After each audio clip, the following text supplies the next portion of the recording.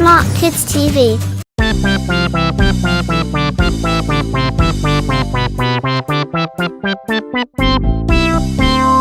चुन्नू मुन्नू थे दो भाई, रसगुल्ले पे हुई लड़ाई। चुन्नू बोला मैं खाऊंगा, मुन्नू बोला मैं खाऊंगा। हल्ला सुनकर मम्मी आई,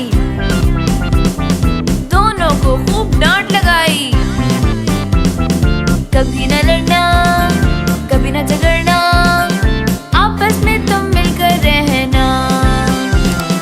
आपस में तुम मिलकर रहना, आपस में तुम मिलकर रहना।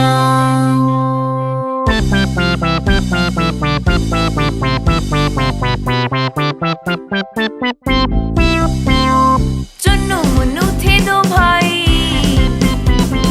रसगुल्ले पे हुई लड़ाई। चुन्नू बोला मैं खाऊंगा, मुन्नू बोला मैं खाऊंगा। हल्ला सुनकर मम्मी आई, दोनों को खूब डांट लगाई। कभी न लड़ना, कभी न झगड़ना, आपस में तुम मिलकर रहना।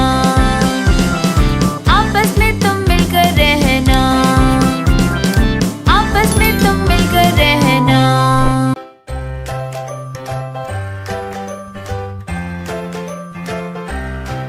Like, comment and subscribe.